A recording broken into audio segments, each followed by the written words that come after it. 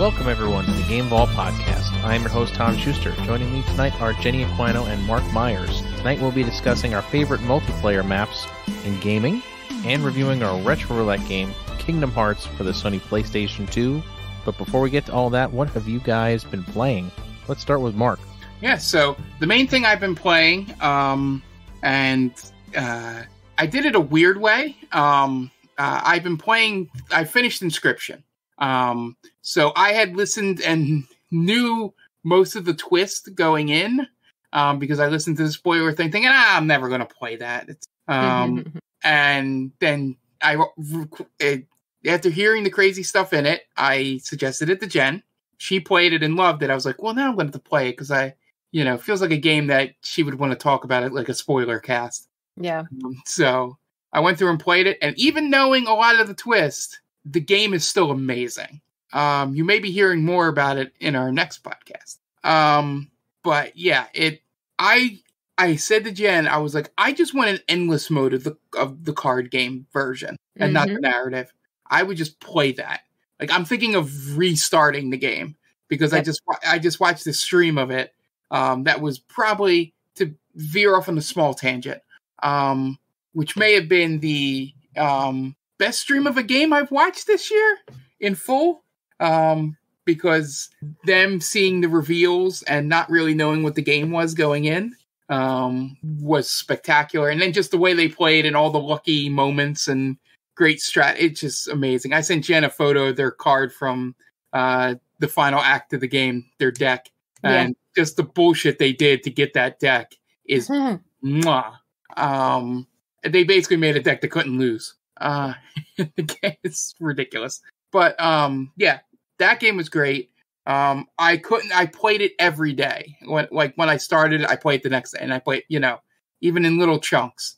Like, I just had to keep going. First night was like 4 hours, and I didn't even realize it. Crazy, yeah. Playing through Act 1, because the card game is so infectious. I haven't played a card game that I wanted to learn so badly and get better at since Witcher 3's game. Gwent, yeah. Gwent. I really wanted to get good at that game, and this game gave me those same competitive vibes. That's awesome, because that's exactly what I felt too when I first started playing. It's not like Gwent, but it gives me the vibe, which is like that void I was missing after stopping playing Gwent.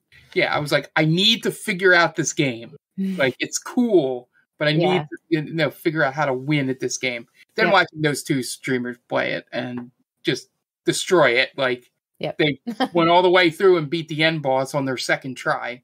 We're going to be talking a lot about this. I don't want to spend any more time on it, but been playing a lot of that.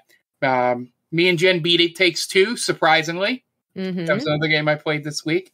Now, Mark, did anything weird happen when you beat it and it didn't have your save in there?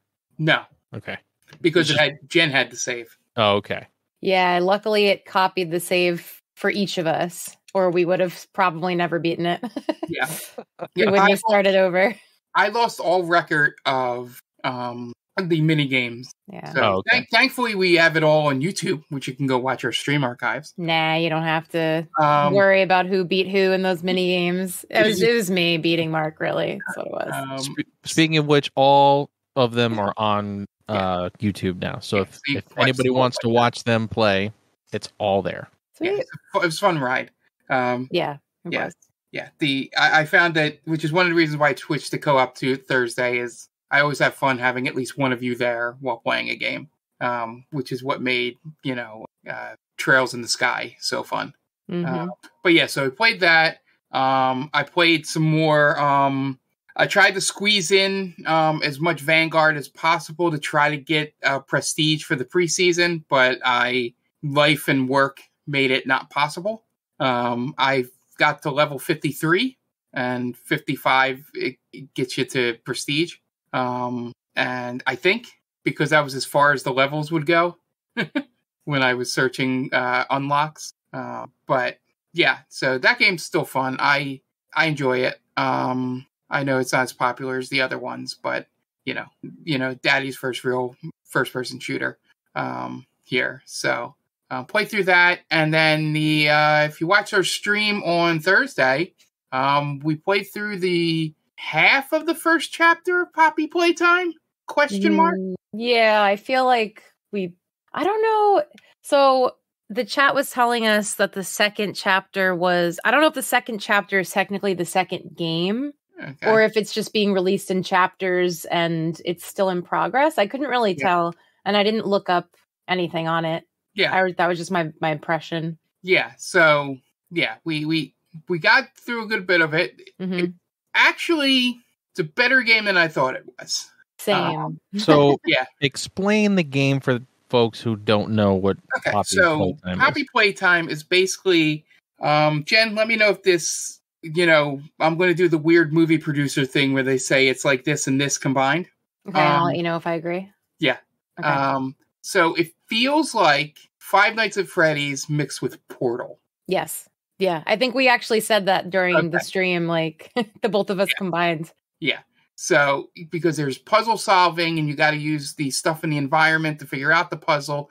You were holding, essentially, for those of you that played Portal, you were holding like the blue and orange circle in your hand with the blue and red hands to figure out powering up things. They're conduits. So you got to wrap them around poles and stuff to light them up. And you're basically going through this factory of this former toy company that made these dolls and stuff, and they all have names and lore and stuff like that, kind of like Five Nights at Freddy's. Mm-hmm. I thought it was just going to be like jump scary. Like there might still be jump scares. We didn't get that far to when the real shit went down, as Jen said. Yeah. We felt like we were getting to that point, and then the game broke on us. Yep. It didn't go to the next like flag on the quest block, sort of. We put the power on in this one room, and then the power did not go on. Like we did the puzzle, completed the puzzle, watched the electrical wire thing go down and into the thing it needed to turn on, but it didn't turn on. But we had played it for my niece, who has been joining us on the stream, and me and Jen, because we're like, all right, we'll play it for her. She's been such a good fan and supporter. We'll play it thinking like, oh, we'll play an hour. Right. Yeah. It'll just satisfy her, and then we might need to start listening to her, Tom. Yeah. For game suggestions. It was a pretty good recommendation. I did think it was going to mainly be a Five Nights at Freddy's, like similar type game. And in my opinion, like when I played that, I didn't have to play that nonstop to, enjoy, get out of it what the purpose was, basically. Yeah. But this is like an escape room game too. Exactly. Like you're trying to figure out how to get to the next part, which is pretty fun. I love that kind of stuff. Yeah, then we figured out. One thing mentioned before I'll let you, Tom. We the crouch and jump are on the. I had to play mouse and keyboard, by the way. I saw that you were having issues. Yeah. I was like, "Damn it, mouse turns the head." Yes, it was growing pains. So yeah, we got stuck at the very beginning because it never explained to us what the crouch button was. Mm-hmm.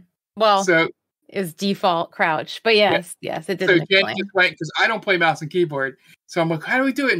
And Ash was like, well, you got to go under the left side on this thing, and I'm like, under, and Jim was like, try control. Yeah. And I hit control. Yeah, control is generally that's what it is. Generally, is crouch.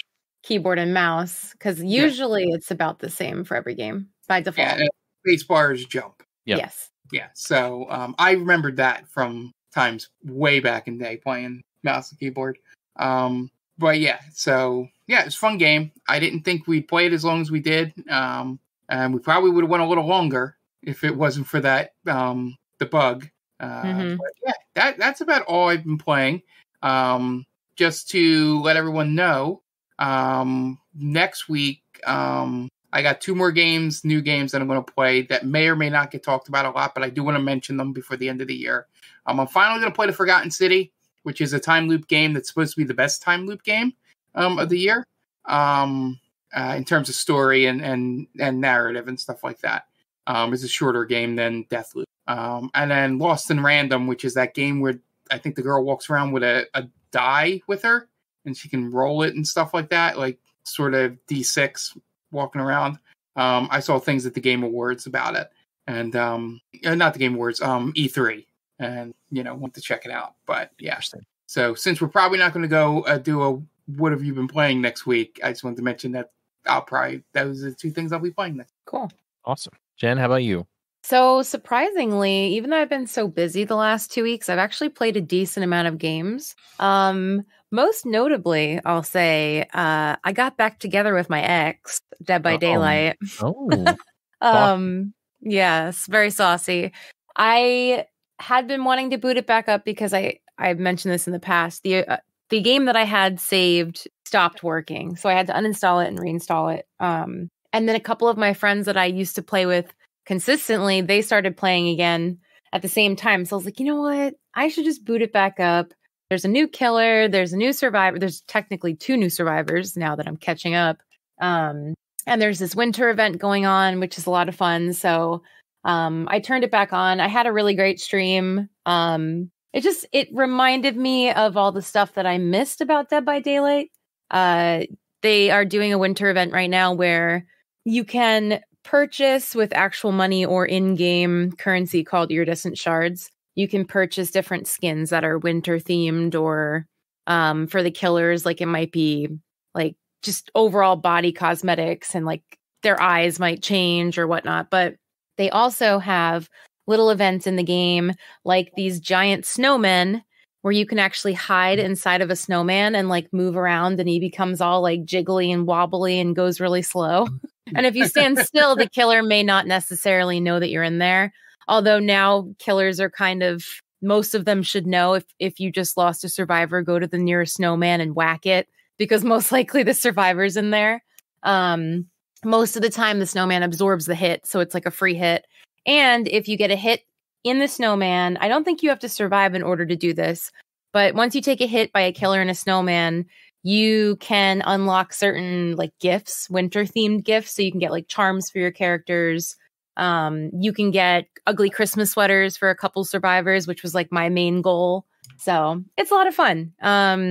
One of the bigger streamers that I watch said it best. She said this might be one of the most wholesome times of the year to play Dead by Daylight, because you still have, the face campers and the tunnelers and the toxic, gameplay, but a lot of people are trying to have fun with it right now. So it's a good time to pick it back up, I think. So I'm glad that I did. But yeah, that was fun. They just announced that they are doing their next license chapter in March, and they're partnering with Ringu. So that's going to be pretty scary. I wonder who the killer will be. Yeah, it's her name, Samara. Is that her name? Yeah, they showed everything in a trailer, like a teaser trailer. It's not really a teaser because everyone knows about it. I don't know. Are they going to make the well? I think they showed a well next to her. I'm assuming she might be similar to the Demogorgon, where he has his portals that he goes through.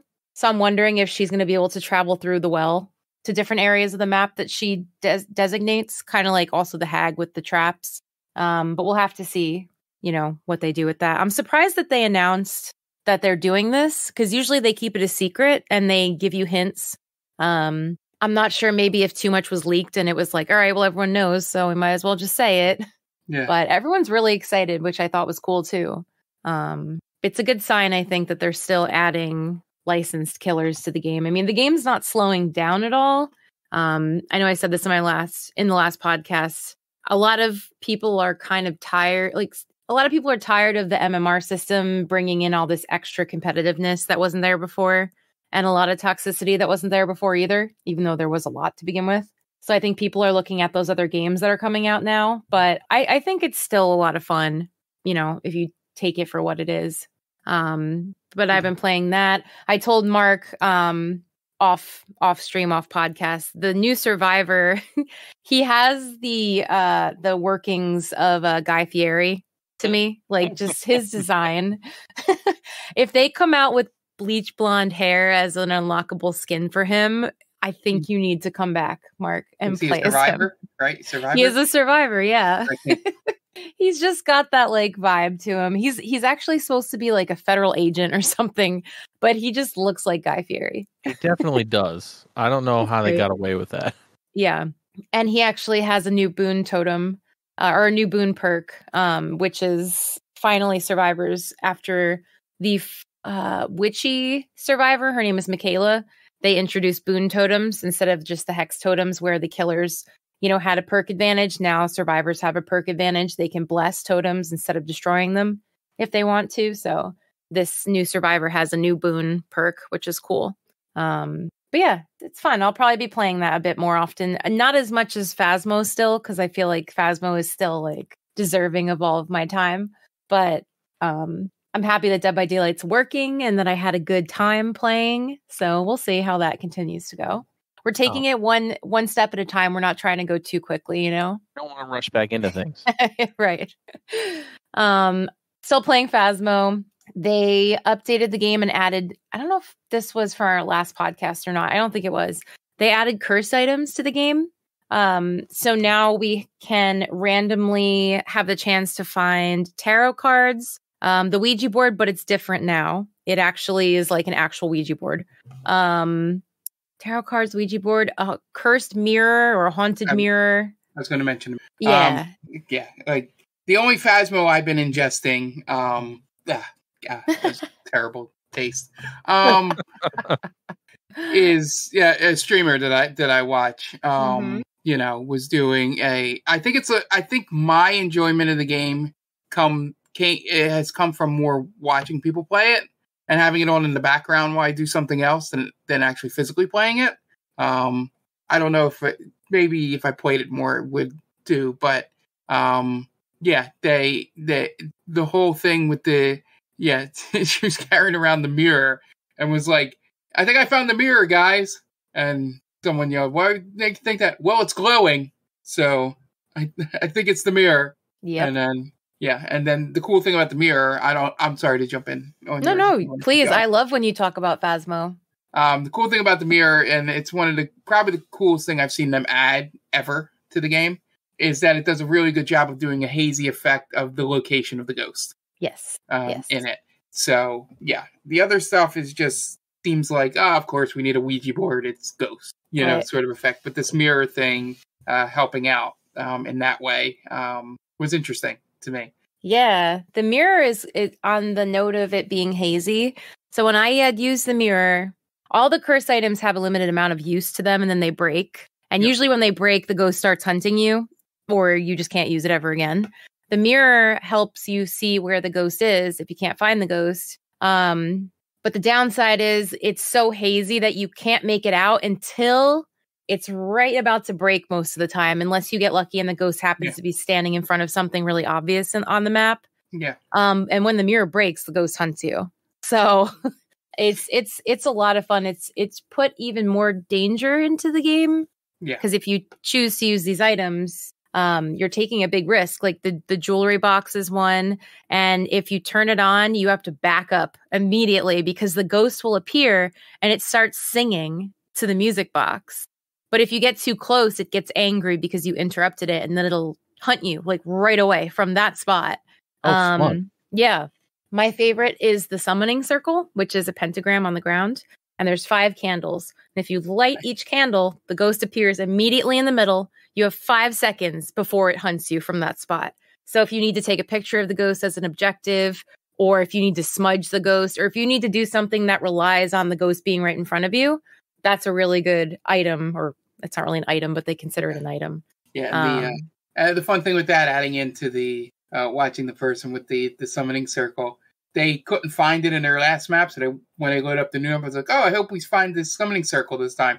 They open the front door, and it's right there in the entryway. They're awesome. Like, I think I found the summoning circle. That's great. My second favorite item is the tarot cards. I think you have, I did not see those. The tarot cards, it's 10 maybe, 8 or 10 in a pack, and each different kind of card does something different. So you can gain sanity, lose sanity, die immediately, resurrect a dead teammate, be hunted immediately. There's one card that just duplicates the last card that was pulled. There's all kinds of stuff. It's really cool. So I like that one too because of the randomness in it, and you don't know what's going to happen. So usually if I'm playing with friends, we'll stand in the middle of a room and we'll just do tarot roulette, and whoever pulls what card, like we just find out who might die randomly. So it's a lot of fun. So, you know, they also added a new ghost called the Mimic, who mimics other ghosts. So you don't know, it's like a red herring. You don't know if it's the Mimic or if it's this other ghost that it's pretending to be. The only way to figure it out is if you have orbs as a confirmed evidence. And if the ghost it's mimicking never has orbs, you're like, okay, I know what this is, sort of thing. So it's a lot of fun. I could talk about it forever. I'm glad that you're, you know, listening to it as background noise. I feel like that's a step in the right direction, Mark. I think it's more, like I said, when we were playing, that I just like the group that plays it, just listening to their conversations more than it's anything. A lot of fun to play with other people. I feel like you said, if you played it more with me and like, you know, the community, I think you'll have a decent time playing at the very least. I think it was because of my introduction of it was just us. Right. And none of us knew how to play, especially me. It was rough. I get why you didn't like it, but you know, it's not as bad as you thought, right?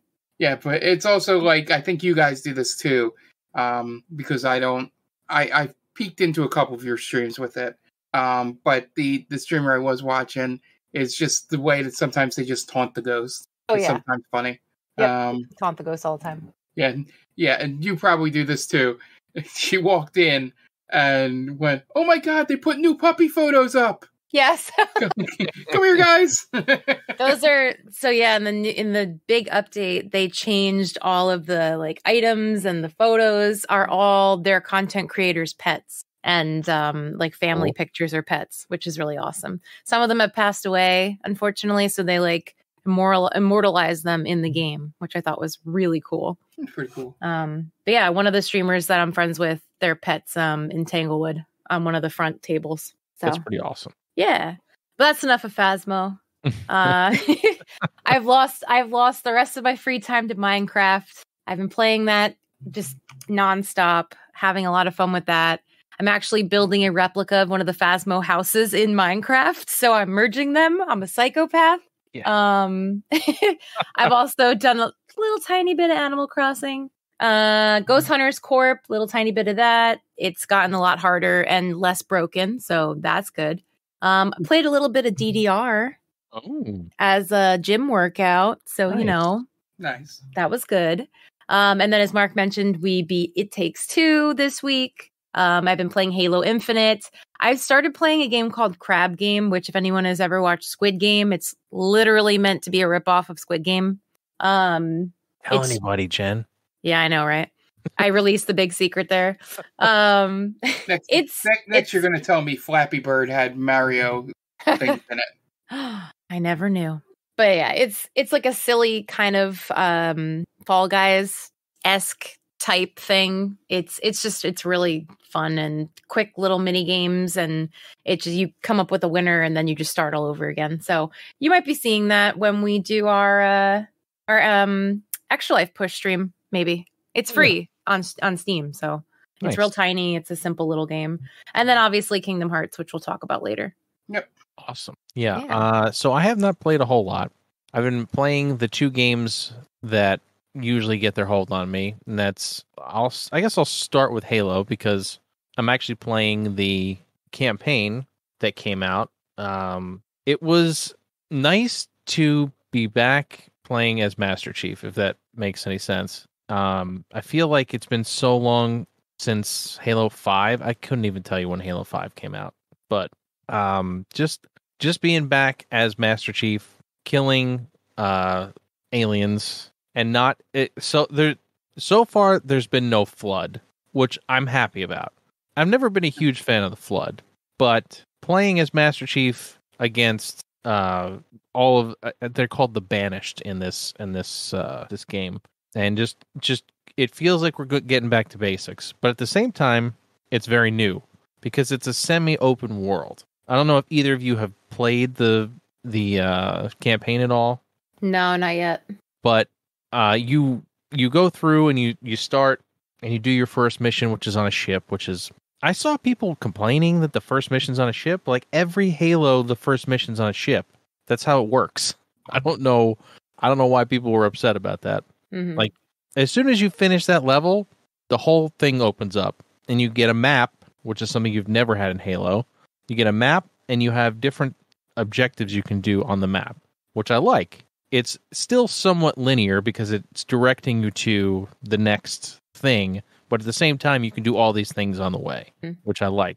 It's not like Assassin's Creed where you finish the first mission and then 500 things show up on the map and you just go, I'm never going to finish all this. I'm not going to turn it on again, which I feel like has happened more than once to me while playing one of those games. But it's beautiful. The guns feel great. Obviously, you guys know we've been playing multiplayer, but it just feels good to shoot a grunt in the head and have, everything explode. It's great. It's a return to form for Halo as far as I can say. So far, I'm not very far in, but I've played a good 4 or 5 hours so far. That's awesome. I'm really glad that they didn't flub it.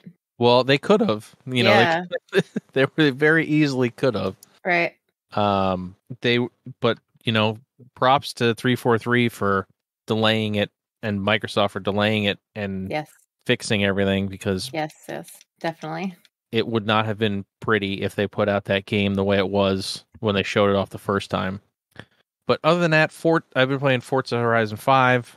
I've been doing so much stuff that's not like the game. It's like an RPG and a car game put together, which is really a lot of fun. Mark, I'm sure you've experienced some of this where you don't even have to do races. You literally can load it up and do anything you want, and it's just a whole lot of fun, and it just laughs for hours. It's been a long time since. Forza Horizon 4 had a long life, and it was nice that they kept it going that long, but it got a little long in the tooth. And it's nice to have something fresh when you're playing Forza Horizon 5. It's just nice to have new music, new stuff to look at, and there's just it's funny because there's multiple stories also going on at the same time. I think you can do different story missions throughout, along with doing races and doing drift zones and everything else. I can't praise it enough. And I'm sure you guys are getting sick of hearing me talk about it. So we'll go on to the news. Jen, what you got for us in the news this week? So I figured my first story will make it a more serious one. And I'm sure everyone's heard about this because this is a pretty big deal. This past week, and this is not, I'll start by saying this is not super video game related yet, but it could be, and you'll get what I mean when I talk about it. So this past week, ransomware criminals and hackers linked to foreign governments were able to exploit a vulnerability inside of a Java-based software called LOG. It's basically Log4j, gaining access to their target's computer systems. So Log4j is a programming code written in Java computer language, and it's intended to run across Mac OS, Windows, and Linux. So it's basically a free open source software that creates a log of activity, which is meant to allow developers to troubleshoot issues or to track their program data. And everyone uses it. So it's literally spread into this massive library, like collection of data. And this includes data from companies that have vital functions like power and energy and communications. So unfortunately, this library of a log is used by most web services at this point, meaning it's pretty easy for pretty much anyone to access all this information as long as they're trying hard enough. And this was a vulnerability that has gone unnoticed for a very long time. Like, no one realized that this information is just sitting out there available for, like I said, anyone that really wants to get to it. So Minecraft released a blog post regarding this vulnerability last week because they're a Java-based game. And they were warning their gamers that hackers could basically infiltrate their computers because of this. So they released a patch pretty quickly to prevent it. But this started this whole thing with cybersecurity experts researching the issue on their end. And that's when a lot of people realized how widespread the situation could be. Yeah. The crazy part is This sounds like a Black Mirror episode. Yes, it's like the end of days. It like really could be. The crazy part is US officials say that the attacks haven't been like these highly sophisticated hackers. They're basically coming from low-level like crypto miners. But they're concerned because high-level adversaries are going to start. You know, like the more people find out about this, the more people are going to start trying to take advantage. More fucking crypto miners, just what we want to deal with. Your favorite. Oh. Yeah. So since this issue was identified, research teams have found ransomware service organizations that basically broker access into these vulnerable networks to the highest bidder, which is really shitty. And more adversaries, I don't want to say bad guys, but they're trying to take advantage of this vulnerability. And this is expected to be a huge issue for online companies for like years. They're saying that they're going to continue to see the effects of this because there's so much that's done online that you don't even realize. Like I was reading like literally information on everything now is saved down to like nutrition facts on labels, and like it's just like everything is out there for people in this vulnerability. And they're urging companies, these cybersecurity firms are urging companies to develop patches to protect themselves from this vulnerability and, you know, install firewalls with automatic updates so you don't even have to do the updates yourself. But this is like a really big thing. And they're saying over the next few weeks, it's obviously going to ramp up because it's the holidays. And we're going to start to see potentially stores shutting down, online companies, because they, you know, got hacked, all kinds of stuff. So they think over the next few weeks specifically, we're going to better understand how this is going to affect everything. But yeah, this is, like I said, this is something that they're thinking could be a long time to actually fix. Someone who's worked in the cybersecurity field for 15 plus years. I forget what her name was, but she basically said this is the most serious and largest vulnerability I've ever seen in my career. Yeah, I can imagine this. This is not good.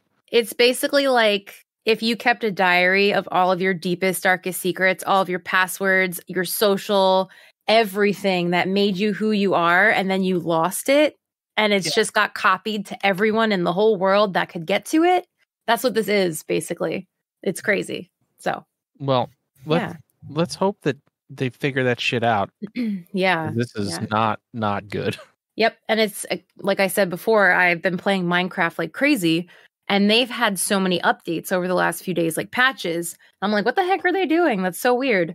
And then when I, started finding out about this, I was like, oh, thank God for that. Like, wild. Yeah. So, yeah. I'm sure, not just the gaming industry, obviously, but, a lot of different industries are going to be affected. So I'm sure everyone will hear more about this over the next couple of weeks. So hopefully this is not as bad as it looks and it sounds, but it does feel like a Black Mirror episode, like you said. Everybody make sure your stuff is secure, please. Yes, really, seriously. Not something to mess around with. Right. So moving on from that scary topic, Nintendo Switch Online expansion has added 5 Genesis games to the gaming library, and I know none of them, but that's okay, because someone's got to. You don't know Altered Beast? That one I've never played it, but I thought I recognized it. The other ones I have never heard of. It's terrible, but I was going to say, I thought you said they added good games to this. No, I just said games. Okay. So if you guys out there haven't heard, it is Altered Beast, Toe Jam and Earl, Dynamite Heady. You don't know Toe Jam and Earl? No. You're so young. I forget. I wish I was so young. I'll take it. Sword of Vermilion and Thunder Force 2. Thunder Force 2, that's a good one. Yeah, so this now brings the Genesis list to a total of 19 games, and the N64 currently has 10, with 6 more that are rumored to be added soonish. So that's cool, I suppose. Yeah, where am I going with this? So Altered Beast was the pack-in game for the Genesis before Sonic came around. Okay. So that's cool. It's a terrible game. It's not good. It's really not. I don't know. The best game on there is probably Thunder Force 2, if I had to guess. Yeah, Dynamite Heady's okay. Dynamite Heady's okay. So Dynamite Heady's fine, but yeah. There's so many better Genesis games that they could have put on there. I just don't know why. I want Spyro. I want Spyro, damn it. Spyro's not a Genesis game. That's a PlayStation that's a game. PlayStation game. Oh, then never mind. I still want Spyro regardless. You may be getting that soon if the rumors are true. What? Oh yeah, with the backwards compatibility. We'll get there, I think. And if we don't, well, I mean, might as well talk about it now because. Okay. Go ahead.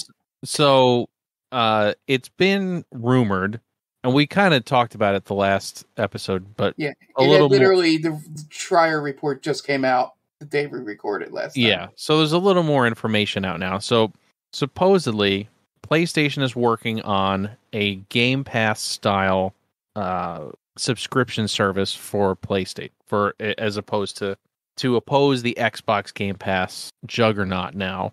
And they're saying that they're going to include different tiers, and one of those tiers includes PlayStation 3, 2, and 1 games, and also cloud gaming. But I don't know. Again, they didn't really divulge any details on how it would work. Mm-hmm. Just kind of that those things may happen. So it was essentially a trust us? Yeah. It's there's nothing to trust. Nobody's actually said anything yet. It's just kind of a bit of leaked information that Jason Schreier came up with. I don't know where. I mean, did he? He obviously didn't name any sources because it was right. But if that is the case, it could be very interesting moving forward.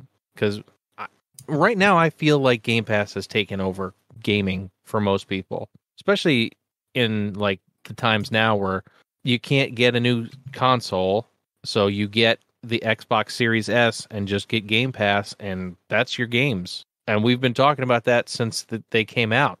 Since you can walk into a store and buy an Xbox Series S and just get Game Pass, and you can play Halo, and you can play Forza, and you can play Back 4 Blood, and you can play all these freaking games. And Sony, I feel like, just is way behind on this. Even Switch Online kind of is a little better than what Sony has. Yeah. Yeah, and I feel like the 32-bit era is going to be the one that doesn't age the best. Oh, we've already seen that.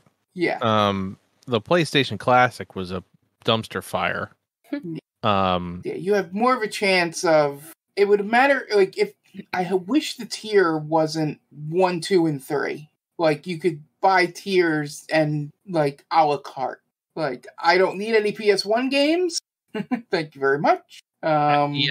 It's well, that's why there's tiers, right? So yeah, but I'm thinking the tiers are going to be PS4, PS5, like Game Pass style. You know, new releases going, maybe not day one because Sony still is greedy. And then tier 2 would be the other 3, is what I would think. I'm not really sure. Again, we don't know anything, so it's just a matter of time before we start hearing. Yeah, it'll be an evolving story. And plus, God bless the engineers working on this have to figure out how the hell to backwards compat PS3 using the disc. If they're going to do that. I don't know if they're going to do anything with discs. It might just be all cloud stuff. Which is probably what they have to do because of the way they fucked up PS3. Well, to emulate a PS3, you need a pretty substantial PC to run like a PS3 emulator. Yeah. And I don't know. The whole thing's a mess. Yeah, and it's going to be interesting to see. But like I said, I guess they would have to include, like, I'm not shitting on the PS1 here, but I don't know. Well, unless they get a lot of third party, like I don't know how it's because I don't know many first party Sony games that actually hold up well that far back. It's gonna be all RPGs and it's Crash, Spyro. It'll be all of that. Yeah. Kind of stuff. But anyway, sorry. Yeah. Didn't want to drag this topic on longer. In order to make these games look good, they'll have to upscale them and do basically they'll have to do what they did for like the N64 games. So the N64 games are upscaled a bit. They are 480p at least, but they'll need to do something of that nature. And I'm sure they are not going to release it like they did for the PlayStation Classic. I don't think they're that dumb. I think they've learned their lesson after that. But we'll see. Who knows? We don't know anything. Yep. I'm sure we'll touch on this again in the future once we have more information and more of an evolved story. Yep. So moving on, speaking of Minecraft from earlier, Minecraft has reached an unprecedented viewership on YouTube, which is actually insane once you find out how many views they have. So as of December 15th, YouTube and Mojang, who's the developer, announced that they are celebrating reaching 1 trillion views on YouTube. Holy shit. Trillion with a T. Yeah, that's a lot. Yeah, crazy. So their chief storyteller, Lydia Winters, commented on this milestone, and she basically is so thankful for all of the content creators that play this game. And she said she credits it to the creativity of all of the Minecraft players and this myriad of ways that they can play the game. And I think it's because of this like kind of blank canvas aspect that Minecraft is. Players can use this game to tell their own story, and then they share it on YouTube. And it goes beyond gameplay. Like there's like independent animations. There's a guy on there. He's really, really popular, and he does ultra realistic Minecraft creature videos, and they're really funny. They're really short. They're like 15 seconds long. You guys know like the creatures, like they're all blocky and stuff, right? Like the sheep and all whatever. So, well, the best part is that he makes them ultra realistic, but they're still in that like blocky shape. That's great. It's so funny. But yeah, there's all kinds of videos like that. There's people who role play through Minecraft. There's people who do all kinds of stuff. Podcasting, obviously, like live podcasting on YouTube. So there's just this incredibly huge community on YouTube. So they're celebrating their 1,000,000th view.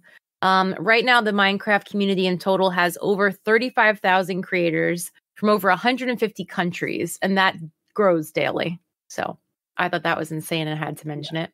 Yeah, that is insane. Yeah. There's not much else you can say about it. Yeah. Wild. Another quick thing I wanted to mention, Mark already pretty much mentioned this, but I wanted to bring up the Inscription mod that's available. It is called Casey's. Sorry, yeah. They spell it weird, so it throws me off every time I read it. Casey's mod. So I know Mark mentioned before there is an endless mode for Act 1 of the game, which personally was my favorite part of the game as well.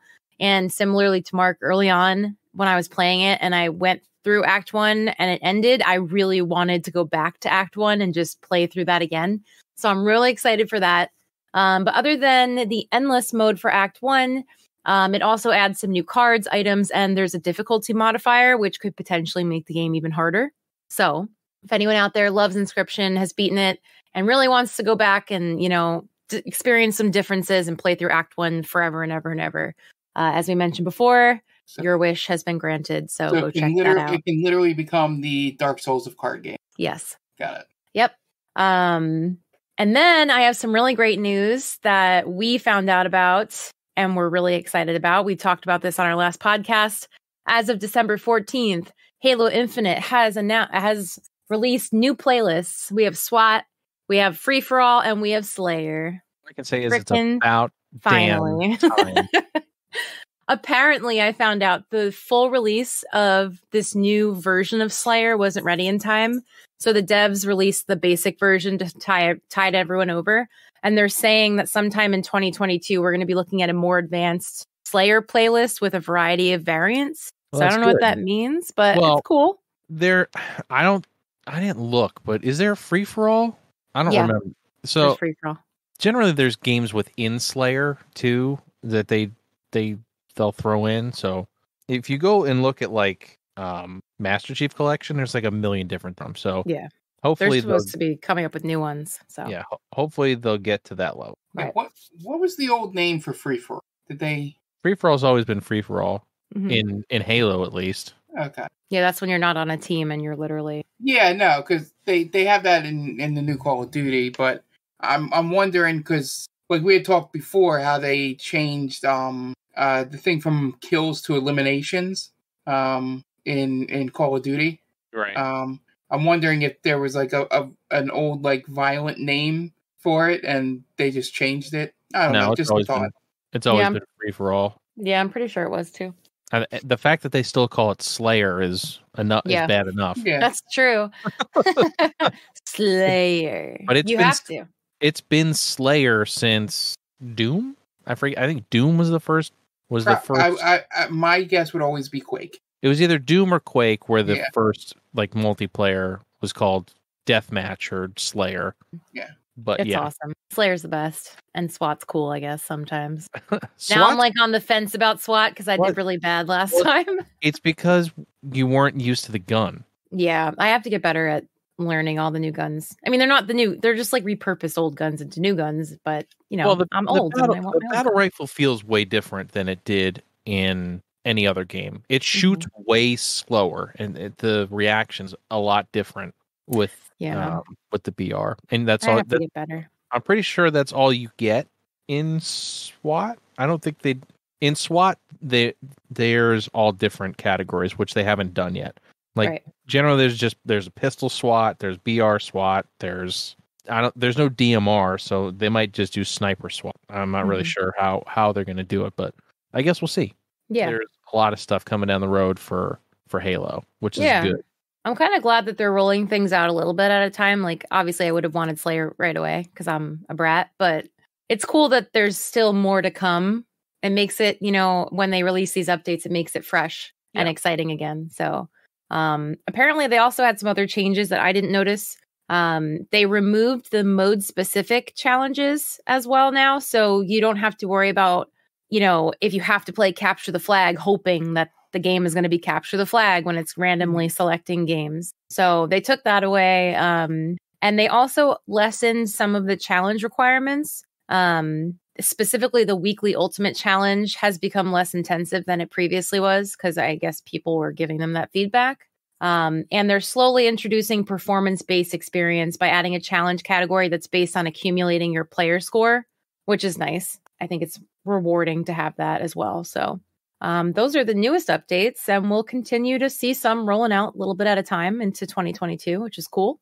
Yeah, I'm pumped. Yeah, I do need to play a lot more consistently for my complaints to actually be valid. So yeah, we don't play nearly enough. We don't play nearly enough to complain about anything. Yes, I love Halo forever and ever. My complaints, I don't mean them. I love it. And then I wanted to end with a little bit of speculation because we did that last time and it was fun. So an insider, a mysterious insider, reportedly spoke with Nintendo employees and have reported that it has been hinted that the game Breath of the Wild 2, which is not its official title, is expected to be released in 2022, specifically in November. So they're thinking that it's going to be a holiday release next year. And again, this supposedly came from an insider after talking with Nintendo employees. And they did comment that the reason that the title has not been released yet is because apparently it's a big spoiler for the game, the title. So, well, yeah, they've been saying that since I want to say since they announced it, that they wouldn't say what the title was because it had something to do with what happened in the game. Yeah. Is it Breath of the Wild 2 Kevin's Back Jack? Nope. Well, I mean, who knows? Maybe. You never know. But yeah, it's still no word on the title, basically, they were saying too. So yeah, we'll see if that comes true. And that's all I got. Yeah. You forgot the most important news of the week, Jen. What's that? They released the Sonic the Hedgehog 2 trailer. Oh god, yeah, they released Sonic the Hedgehog 2 trailer, yay. Let's fucking go! I'm excited to see Knuckles, and I'm glad it's Idris Knuckles Elba. is cool. You mean Idris Elba is Knuckles? See, that's how you get me interested, saying it like that. Idris Elba is Knuckles. Oh, okay, let's go see it. We'll sit around quietly for a second here. Just ring those 4 words go through your head. Idris Elba is Knuckles. How wild is that? It's wild. I'll give you that. Yep. Is it as wild as Chris Pratt being Mario? No, that's just dumb. No, that's just dumb. Yeah. Well, the word wild can be taken different ways. Yeah. Wild and dumb are very different. Yeah. Yeah, I will only get any kind of excited for the Chris Pratt Mario movie once I hear the voice. You know, yeah, I don't know how he's gonna do it. I don't know if they're gonna reveal that. Right now, they have to put a trailer out. Yeah, but nobody's gonna go see it. Well, people are gonna go see it. I shouldn't say that. I'm being very. But I'm leaning towards keeping it as a bit that, this movie's going to be terrible and all that. But the tipping point is really going to be the first trailer for that. For sure. It's going to be, is his voice terrible? I really hope it doesn't have they can't do anything voice-wise. Well, they've already said that he's not going to do the... No, I know. Like the Mario But I want to voice. see what his voice is. If it's just Chris Pratt, then... It's going to be Emmett. Yeah. It's going to be... Yeah.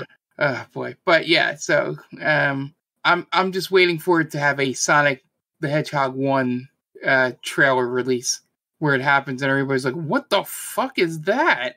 Oh, you mean for... And they have to go back and redo stuff. I guess we'll see what happens. Yeah. But yeah, I'm sad that you missed that very important news that happened at the Game Awards. I'm so sorry. Yeah. Honestly, that was the most exciting thing that happened at the Game Awards, I think. Well, the one cool thing is if you have a PS5, for us lucky few out there, don't tell people, Mark. They'll come for you. They Epic and The Matrix released a what's it called? Technical thing? A tech demo. Tech demo. Mm-hmm. That's the word I was looking for. Of Unreal Engine 5, and it kind of looks fucking amazing. Yeah, I'm excited. Yeah, so... apparently, I don't know if anybody else has heard this, they released Final Fantasy VII Remake for PC, and apparently it's god-awful. Really? How? Yeah. Apparently it doesn't work well. Apparently it was a bad port. At least that's what I've heard. This is Digital Foundry talking, so it could be fine, and they could just be really upset that the lighting is off a little bit. Elitist, a little bit. A little bit. So I'm just waiting for the mods. I was really looking forward to the PC version because I probably is my best chance of playing it, honestly. Yeah, so, I think it's probably fine. Yeah. I don't think it's as bad as that guy. That guy is also a little.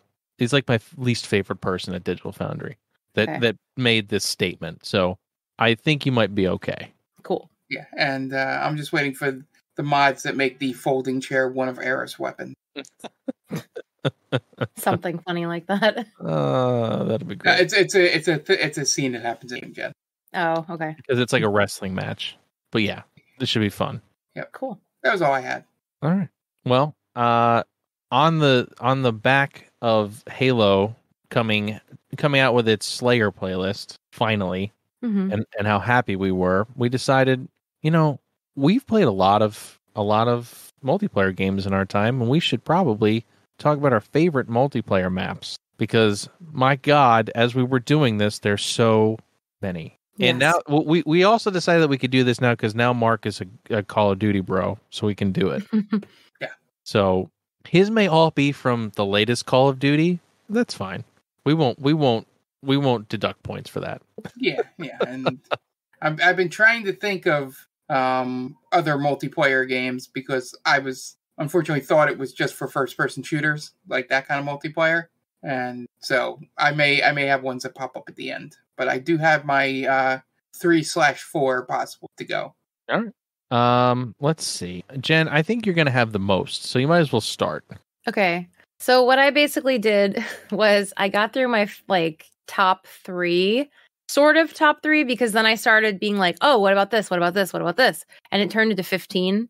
And that was the narrowed down version. So after my sort of top three, I kind of just list them. So I won't go into every single one. But I would say it was kind of hard to rank these. I'd say probably my favorite of all time is Blood Gulch from Halo. And I'm going to go ahead and say that we're probably going to have lots of crossover. We're probably going to have practically the same list at one point. Because Blood Gulch is on my list too. Yeah.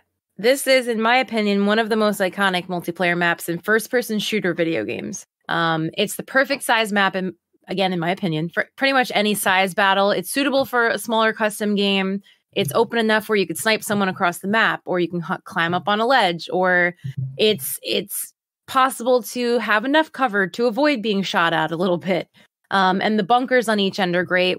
It's just an all-around great map. I think it will always be near and dear to my heart. It's the first thing I imagine when I think of Halo multiplayer. I don't know if anything will ever top it because, I just don't think it's possible. but there's plenty of other great ones out there. This was just, I think, my ultimate favorite if I had to pick one. Yeah, I'm just going to jump in because I have this one too. So Sure. I would say it's probably, if not the best, one of the best multiplayer maps ever created. And it was so iconic that a company built an entire show around it. They Blood Gulch got turned into its own, show called Red versus Blue. If you haven't heard of it or seen it, I don't know what else can be said. It's like Jen said, you can play the map any way you want. There's vehicles, there's sniper rifles, there's rocket launchers. You can do anything you want in that level. You can play it to sneak up on people with a shotgun, or you can play it to sit across the map and snipe people. So it's got anything and everything you might want, and it's a box canyon in the middle of nowhere. Yes, it's awesome. All right, Mark, what do you got for us for your Call of Duty stuff? So first one, right off the bat, is I'm going to mention this one first, just because it got sent up to the great multiplayer cloud in the sky. Verdansk from Warzone. Aw, that's on my list too. Yeah, nice. I really like Verdansk. It's probably the beginning of my Call of Duty bro. Affliction. Would that be the right word? Sure. It was where I'm, first started to actually learn a map, because we played it so damn much that I knew, we're dropping here. Okay, I know like the really quick spots to go. The boneyard. Or if you guys were in trouble, I knew how to get there to get the flank and all that. And so, yeah, it was opening my eyes that, I might be able to actually play first-person shooters online. And us winning a couple times in Plunder, which I know is baby mode in Warzone. We don't care. But that was fun. It was fun. So that's the first one. So rest in peace, Verdansk. Rip. Jen, did you want to give your thoughts on Verdansk while we're here? Yeah, I honestly, it's such a huge map that I was wondering if it was fair to even call it just one single map, because there's so many little maps in that map. But yeah, and it's got a bunch of Call of Duty older maps kind of just stuck in there. Yeah, it's just one of which I'm going to talk about.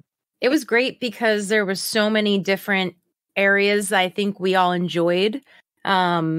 I didn't like the town too much because it was so clustered and it was hard to survive running through the streets. But that was every other part of the map was awesome.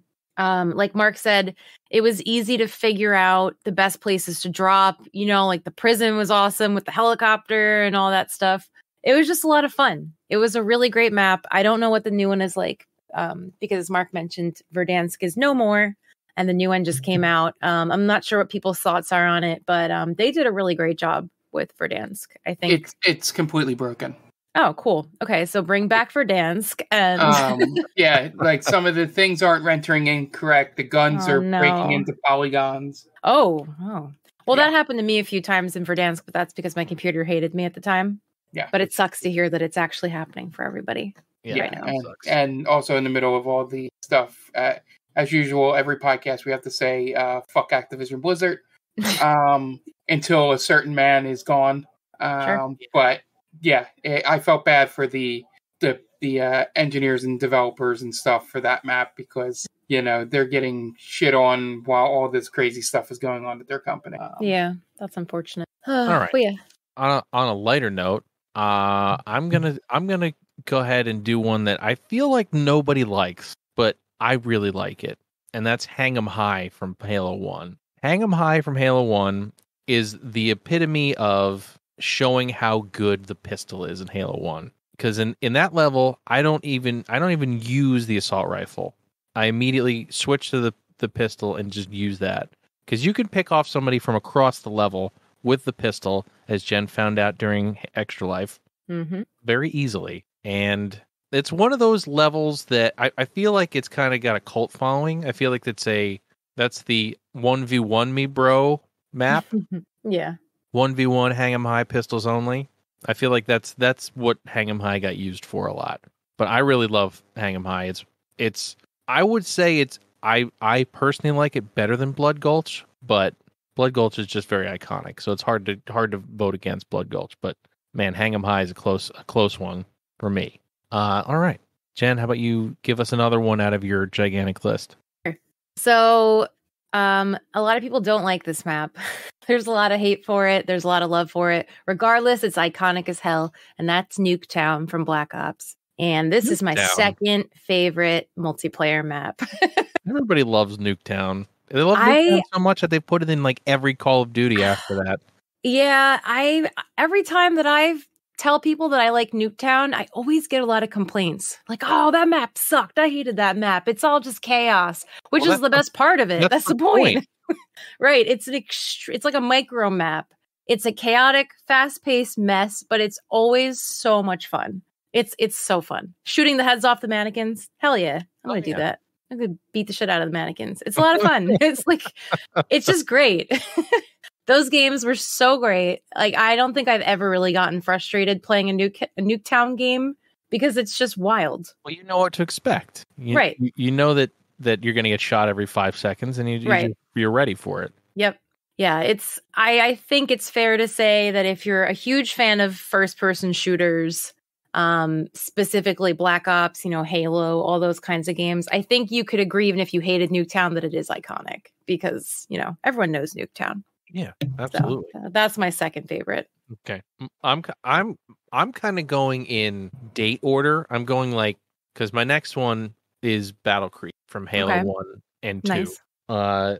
Again, it's one of those ones where it's hard to it's one of the smallest maps in Halo, and like Jen was talking about, it's just chaos. Mm-hmm. Especially the race to get the rocket launcher. If you have the rocket launcher and you're up on top of that mountain, you have control of the map. So it's a lot of fun just because that's what it turns into, is everybody trying to get the rocket launcher, which is great. I love it. Yeah. I feel bad for Mark because he never got to experience this stuff. That's fine. I'm good. I have my sunglasses and monster. He's good now. He's in the club. He's in. He's part of the family. The fam, yeah. Yeah. Well, no, they haven't made a good game of that yet. Wow. No, they haven't. All right, Mark, go ahead. Yeah. So going off Jen's Nuketown map, in the new Vanguard, I really enjoy the map known as Das Haus, or Hoos, or however you want to say it. Haus, house. Haus, house. Yeah, I'm just saying some people might pronounce it. So my favorite part of the new Call of Duty is the idea of they had 3 different types of modes. There's tactical, I forget what the regular one is called, and then Blitz. And Blitz is let's pack as many players as we can reasonably fit into this map. So, not reasonably, I should say. It's a little chaotic. But it would be, on this map, it's very small. Think kind of shipment with hallways, if you've played Call of Duty. And they get about 16 people in there, so 8v8. And it's you can't even check your corners anymore. It just becomes amazing. And then people get, the only one annoying part, I will say one annoying, but I love this map because I know every inch of it by now. And everywhere I spawn, I know exactly where I go, and that's why it's one of my favorite maps. But my one criticism is when people start getting their kill streaks. And it turns into literally Nuketown? Yeah, the thing with the new Vanguard, in the PS5, with all the processing power they can do, is they love dust effects. And, so you can't see anything. Yeah, and it just becomes people do multiple mortar barrages, and you can't see anything. And the screen shakes, and from all the explosions. And at one point, I just backed into a corner with my gun out, going, "Well, this as well as I can shoot if I see something." Yeah, because it becomes like you're blinded. Like they might as well just throw smoke grenades in the whole map. But it's where a lot of my really good moments come in the game in terms of eliminations to death and getting MVPs. I got a couple MVPs on that map. So that's why it's been one of my favorite, but not my number one favorite, which I mention next time. You can circle around me. Feel free to do 1 or 2 maps of yours before coming. Okay. Let me see what I got here. All right. So, Jen, go ahead and go next, and I'm going to do 2 because they're in the same game. Okay. So my next is actually, I'm mentioning 2 different maps because one was inspired by the other and sort of a remake of the first one. So I'm listing Guardian / Lockout from Halo. All right. So I'll talk about that one too when you're... Okay. So Lockout came first, and then Guardian was heavily influenced / remade Lockout. It's the same map. Yeah. Like I said, they're both very similar, so I wanted to mention them together. I think they're more great examples of maps that make all kinds of game modes fun. Similar to how I said for Blood Gulch. My favorite aspect of these maps were that the levels are stacked on top of each other. So while they're technically small maps, you still have enough room where you're not forced to constantly run into the other team, which gives you just enough time to have to search for someone. So it had that almost like the blind corners where you didn't know if you were going to run into someone or not if you weren't 100% paying attention to your radar. Or, with the fact that they're stacked on top of each other, are they up above me? Are they below me? Are they on the same level as me? So it still kept it interesting. Who's got the sword? Yes. And this was another map that allowed for a plethora of weapon preferences. So all players, no matter what your favorite weapon was, I feel like you could have a fun time playing on either of these maps, which is always something nice with multiplayer maps. So I wanted to list those 2. I think that's probably my third, if you combine them into one map, my third favorite multiplayer map. If I had to pick a top 3, those would be Blood Gulch, Nuketown, Guardian / Lockout. Lockout is probably my favorite Halo 2 map. Yes. Again, it's one of those things where it's a race for the sniper rifle. Yep. Or the shotgun, or both. Generally, my preference is to get up close and use the shotgun. And that's what I like to do in this level. Mm-hmm. Sneak around and kill the dude who has the sword. That's my main mission generally in that map. You would be trying to kill me because I would have the sword. Great. But yeah, it's such a cool layout that there's 2 towers across from each other, and you can one side can have a battle rifle, one side has a sniper rifle, so it's a pretty cool setup that way, and I really enjoy that map. Yeah. All right. I'm going to do 2 real quick from an old game. I should have started with this. And that is Stack and Facility from Goldeneye. Now, Goldeneye was the first-person shooter I ever played, minus Doom. It was the first multiplayer first-person shooter I ever played. And we must have played those levels thousands of times, especially when you didn't have anything else to play. That was what you played, and I could probably draw those maps out if I really needed to. And Facility is just so iconic because it's Facility is one of those things that it actually looks like the movie, it looks like they took stuff from the movie, and I feel like you can't really get more iconic than those 2 levels in Goldeneye. And one of these days, I hope we get to see it again in a Goldeneye remake of some sort. That would be awesome. That would be really cool. I mean, we've seen it was going to happen, so maybe one day it will actually happen. Fingers crossed. All right, Jen, do a couple more, and then we'll go to Mark's last one, and then I'll do a couple. Okay. So my next few, I grouped them together because this is the point where I was like, crap, I like all of these other Halo maps too. So instead of ranting on about each Halo map individually, I'm going to group them together and quickly explain why I like them. Zanzibar / Last Resort, same kind of situation. Zanzibar inspired Last Resort, or was it vice versa now? I think it was Zanzibar was first, right? Zanzibar was first, yeah. Okay. The big wheel in the middle. A lot of fun. Just the map is great because there's so many different sort of areas to go on that map. There's the beach. Then there's uphill. You can go in the little bunker, which I always like being in. You can kind of creep around the sides. You had the big main doors through the middle. You had the little warehouse. There was a lot of stuff there. And I feel like it's a sniper friendly map. It's still a shotgun friendly map because you have all the corridors, going across the middle of the map. The wheel is a lot of fun. there's just a lot going on there. And I feel like, again, it's another one of those maps where it doesn't matter how big your game is necessarily, you can still have a good time. And then the pit or pitfall, super iconic as well. The pit. A little bit more frustrating at times when you're sniped across the entire map there and you don't know where you even got hit from before you're dead. But still, you have the sword locations, you have the overshield locations, the shotgun. I know exactly where it is. Like, it's so much fun. It's a little bit bigger, so it's not as easy to play a small game there, but still tons of fun. And then Isolation is one of the smallest maps. Isolation is the map that Dan and I used to play against each other on when we were doing just a one-on-one custom game. And he was so good at kicking my ass in Halo that at one point he agreed to only use sticky grenades against me. And he still kicked my ass. But Isolation was where we would go and play when we wanted to just do a small 1v1 game in college. So that map is near and dear to my heart. And it still had, I think there was a ghost that you could drive on that map, if I'm not mistaken. Sounds right. Yeah, and like the little, not warthogs. What are the little ones called? Mongoose. Mongooses, yeah. There was like a mongoose or two. Mongoose. And the shotgun was there. I think the rocket launcher was down there too, underneath the little bunker. So there was a lot of little, good weapons hidden there. But that was a lot of fun, that map. But those I grouped together as my next 3 from Halo. Okay. All right, Mark. Give us your number 1.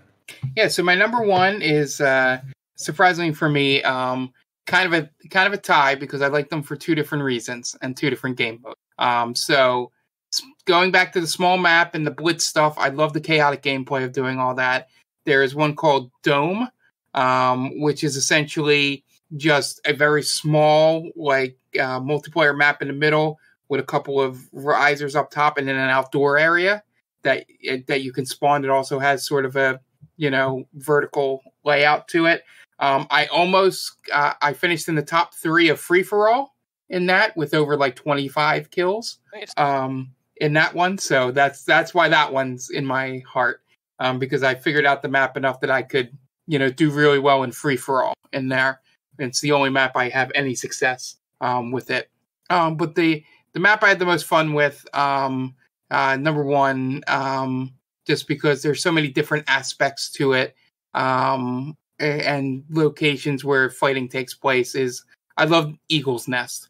The famous home of, or vacation getaway, I forget which one it is, of Adolf Hitler from World War II. I believe this was a map in World War II, the Call of Duty game.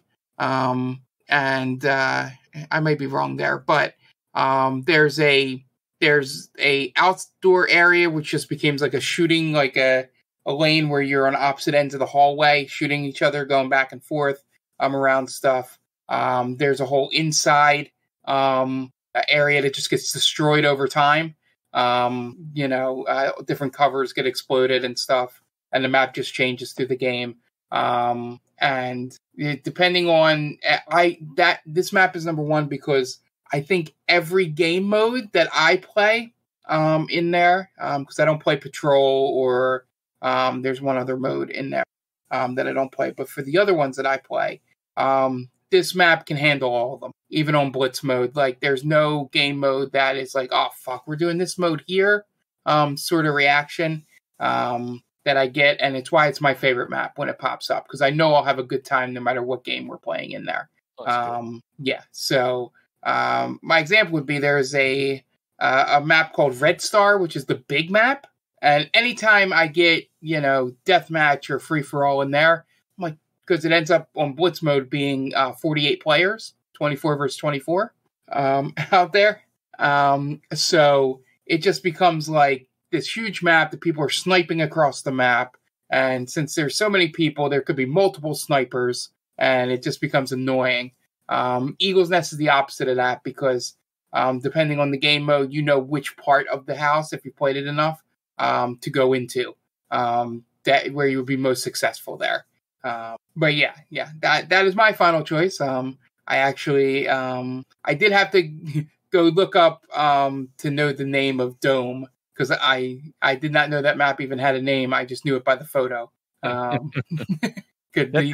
tends to happen in Call of Duty. Rarely do you know the map's name unless it's like one of the super well-known ones, or one that's a famous, historical real place. But yeah, I will say honorable mention to Hotel Royale, which gets really fucking insane and free for all, because there's so many exits and doors that you're getting killed all over the place from everywhere. But I think the combining all of my maps together, I think the thing that it says is that I just really like that blitz mode where it puts way too many people in these maps, and it just becomes chaotic and fun. At times it can be terrible. I can go from having a positive, ED to a 3 for 27 in like a free for all if I keep spawning right next to people. So, but it's what sucked me in and keeps me going back. That's good. I mean, that's the main thing with all of these is that what maps did you have the most fun on? And I feel like as long as you're having fun on that map, you're doing it right. That map's got to be pretty good. Yeah, for sure. More I have. So I talked about. I have a whole chunk I need to talk about next. But Jen, go ahead and you can do yours. Okay. So I did mention before Verdansk was on my list for the reasons I mentioned. I did have a Modern Warfare 2 map, Estate. I don't know if you guys remember that. Yeah, that map. The house on the hill. Yes, I have fond memories and also terrible memories. I have terrible.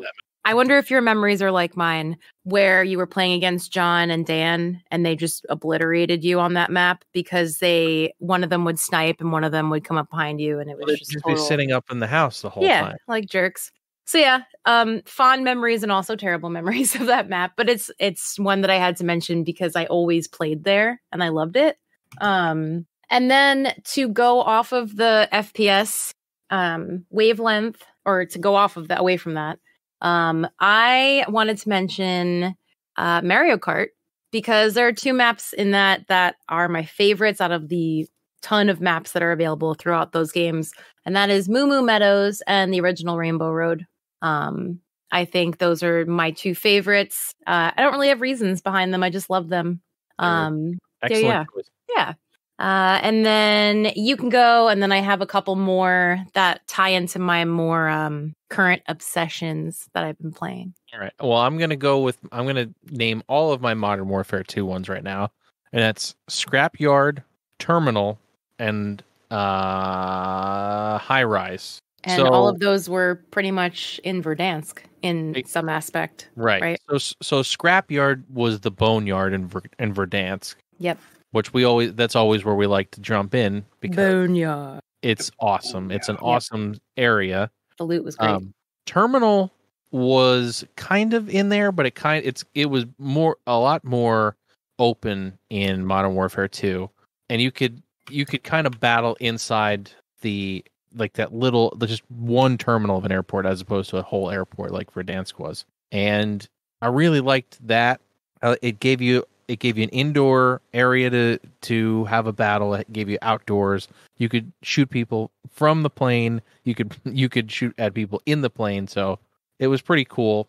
And High Rise, it was just a classic, flat map where it was just chaos. And 9 times out of 10 on High Rise, you'd have somebody have a tactical nuke come in. So because somebody was just bound to be that good at that level. Let me see. So I also have one more Halo 3 one I'm going to talk about. That's Heretic. Heretic is the map that has the sword on the top, and you're like inside the ship, and it's basically sticky central. It's basically you only use sticky grenades in that level, and it's I can't do that. I can't get out of that map without at least sticking 1 or 2 people. That was when John and Dan and I would play. That would be the goal, was to stick somebody or multiple people, because you could just get up so close, and you didn't even bother with regular grenades in that level because it was too small. Yeah. Or they would just bounce everywhere because there's angles everywhere in that level.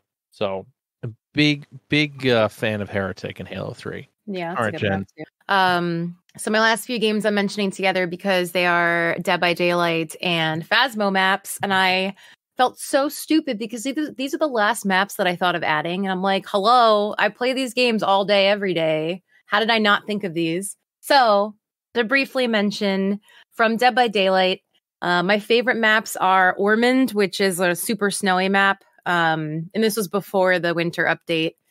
They had like fun stuff like snowmen. You couldn't jump into them, but they were there. The snow is falling really heavily at times, so it makes it kind of hard for the killer to see you, which is nice, and vice versa. They have a really cool cabin in the middle. It's one of those maps where, and actually all three of these kind of fit into this point.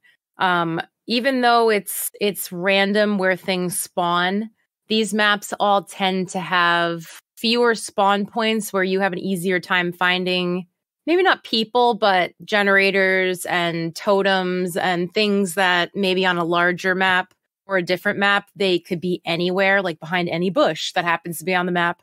Whereas these are a lot easier to find key items that you need to survive the game, as a survivor at the very least. Hawkins Lab, which was Stranger Things, which unfortunately has been discontinued and also sent up into the gaming sky. That was so great. I love Stranger Things so much. And that was literally like you were playing through the show. They made it pretty much identical to the lab in the show.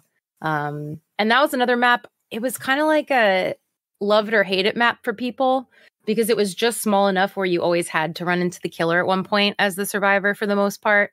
So I really liked it. I knew where everything was. It was a fun time, and I played it as survivor and killer and enjoyed it both ways. And then the Midwich Elementary School from Silent Hill is also in Dead by Daylight. So again, another map where a lot of people hate it because it's so easy to be found there as a survivor.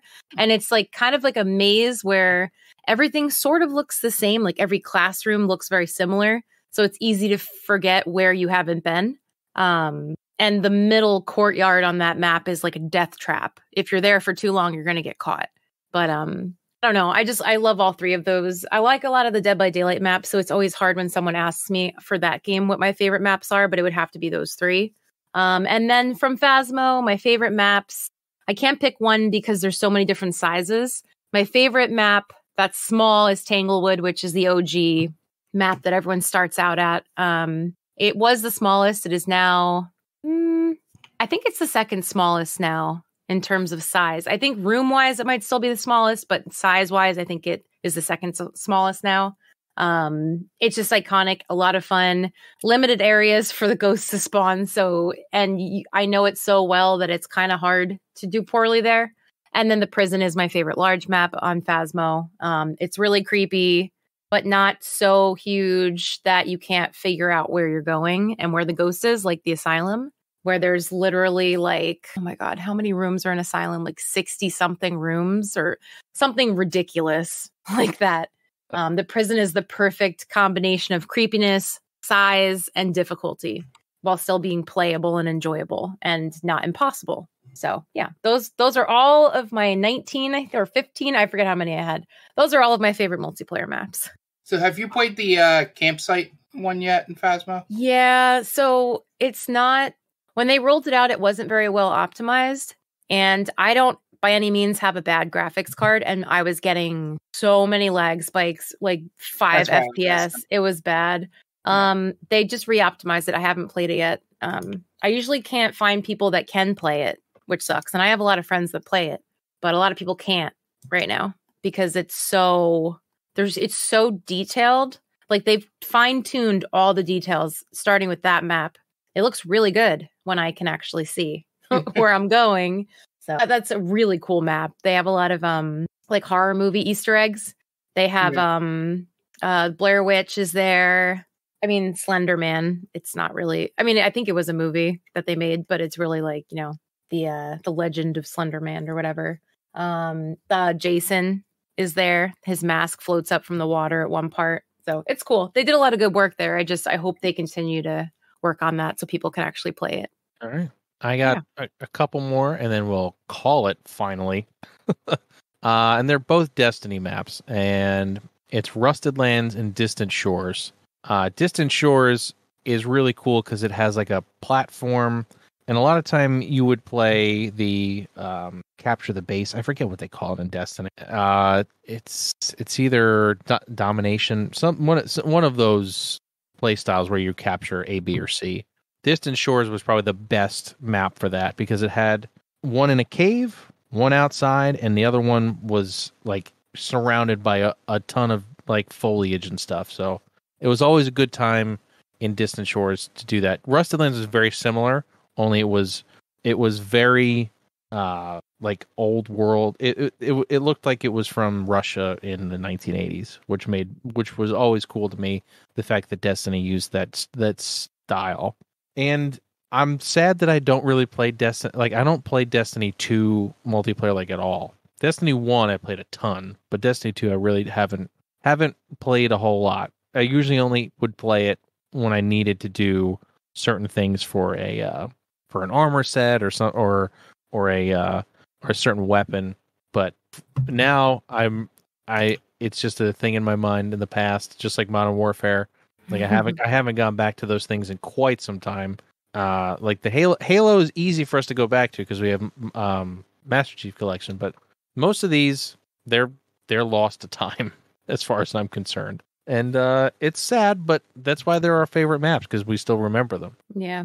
And if you guys have any maps that you absolutely love and you think we should have talked about, let us know on Twitter at GameVaultPod on Twitter and let us know.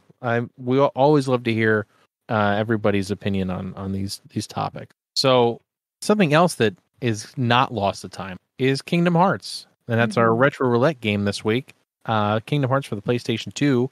We all played the original version, so the later re-releases and remasters changed some things with the controls and did some quality of life things, but we went back and played the original just so Mark could experience it from the beginning. And if you don't know what Kingdom Hearts is, it's a very long-running series now at this point from Square, who partnered with Disney to make an interesting action RPG that everybody thought was going to be dumb, but so many people fell in love with it, myself included. And Jen, I think you'd fall into that as well. Oh, yes. But yeah, so we might as well get right into it. Basically, you are a kid who lives on an island in the middle of nowhere, and you get sucked into I don't even know what you would call it, into another world because you are destined to be a Keyblade master. The Keyblade unlocks the doors to other worlds and allows you to travel between them. So, Mark, tell us what you thought of Kingdom Hearts. So I was discussing this with Jen after our stream last night. I got all the way up to right about when you're about to leave Travers Town, and I'll explain why I stopped in a second. But I really enjoyed the game. From the combat and all, I was getting the hang of it. Sort of figuring out the leveling system and all that stuff. But yeah, the story is, even early on, is still batshit insane. And it's just like, oh, okay. Why is Donald a wizard? Sort of. That's what I decided to go with, Mark. Yeah. It was just like, oh, okay. Like, it's just one of those things. Like I can obviously see Goofy as a knight. He's kind of a lovable, guy that would just like, I'm always help my friends, Gorsh. But anyway, outside of that stuff, I love the mix. Because this is my first time experiencing playing it. So I have seen all the great mix together of the characters. Still don't know why he's called Leon. But I've still never figured that out. They even make mention of him being called Squall, and he basically says, "Don't call me that anymore." Yeah, he like cracks it. Yeah, it's got to be something. David Boreanaz does a good job. I believe he's Leon, right? Yeah.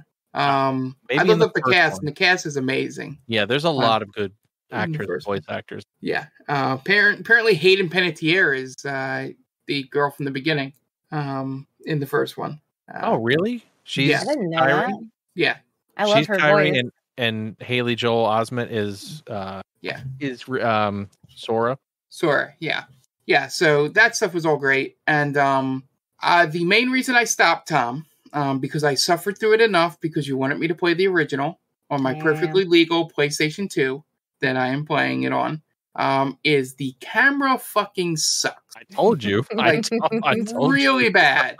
Like, I'm talking like, I thought I hated going back to Ocarina of Time with its camera, because we're so used to a different type of camera nowadays, that I'm like, if I'm going to keep playing this, I have to get Final Mix or whatever the collection is. Yeah. That changes a whole bunch of it because I can't do this anymore. Using the triggers to, well, I'm using an Xbox controller, on my perfectly legal PlayStation, to change the cameras around. But I don't know if I'll play through and beat it, but I will look for and see if there's either a used copy or a sale of Final Mix out there, and give it a whirl. You can get like the entire story for like look on GameStop because it goes on sale. That's what I mean. Yeah, all the time with like the story so far or whatever, or I think or the entire collection. Yeah. I want the one that has 3 in it too. So yeah. I think there's an entire collection that has every game, and it's it's been on sale for like $20. I'm pretty sure I have it, and if you want to borrow it, you can. Yeah, I'd rather have it this isn't me like avoiding playing it, but I'd rather not be on the time conscription like So Tom, when do you want Astral Train back? Would have liked it back 2 years ago, I think. Jeez. This is why I don't borrow games. I think we did that in like 2018, whenever the year the game came out. Yeah, and by the way, I don't think either of us played the game we swapped. I played Control. Okay, you have played some of it. Okay. Yeah. So I win. Yay. But yeah, I want to not have any restrictions like that on it, but I appreciate it. But yeah, I couldn't take the camera anymore. I warned you guys. I warned you. I knew you warned us and all that, but it got to the point where it was like, I know Tom wants me to play more, but I just can't. I can't. I think I got enough of this game, and I've watched enough speed runs, and stuff like that. Which, by the way, I was talking to Jen about this. If you want to watch speed run, there's one from Kingdom Hearts Final Mix. I think it's the 1.5 Final Mix speed run from GDQ like 5 or 6 years ago. And they have a medley of 5 Disney songs in the middle of the speed run during like the boring parts. I'll have to watch that. That sounds awesome. The people can actually sing. Like, this isn't like, haha, nerds singing. They're terrible. They're pretty good, and they're singing a cappella, which is kind of amazing. So yeah, you can look it up. I will check that out. It. Yeah, make sure it's it's a little bit older. It's about 5-6 years old. There's one that's like 3 years old that's newer. That's not this one. But I think they sing in all of them. I think it's like the Final Fantasy VI thing where they do the opera, every time they speed run it. Yeah. Because I think the Final Fantasy VII thing is they do the squats. Yeah. Yeah, like it's one of those things. But yeah, I was pointing out the streamer Kung Fu Fruit Cup started doing the whole new world duet with somebody, and I was like, sort of like did that thing where your back straightens up, like, you were okay singing "Let It Go," but this she came in hard at the beginning of Jasmine's part. It was real good. You got it. And the one guy was like a trained opera singer, so he did a couple songs, and you could tell. Yeah. But yeah, tangent, but go watch that. It's a good way to get the content if you don't care about spoilers. But yeah, I will say this. It's a game that if my 36-year-old brain was inside the body of whatever age I was when it came out, I probably would have liked and enjoyed and played through these games because my taste has changed in terms of, wanting to play, because I went through that brief period where it's like, I'm not playing any of those long games. I got I got time, I got to go out and play sports. Mindset for a few years there. Yeah. When this came out. But yeah, it's good. It's I'm waiting to, get through the full story, or maybe watch people play through the full story just to get that sweet hit of Metal Gear Solid story. Of watching something and going, what the fuck is going on? Luckily, we've talked about this on stream and stuff, and Jonathan and I have agreed mostly, the story itself makes sense in its own game. Like Kingdom Hearts 1 makes sense by itself. Kingdom Hearts 2 makes sense by itself. But when you try to piece them all together, that's when stuff goes really wrong and awry.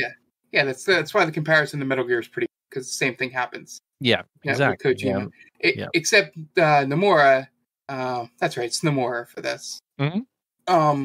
Doesn't predict the future in his games, which Kojima has had a really bad track record of doing. Yeah, Kojima, could you not put us in a freaking the end of the world?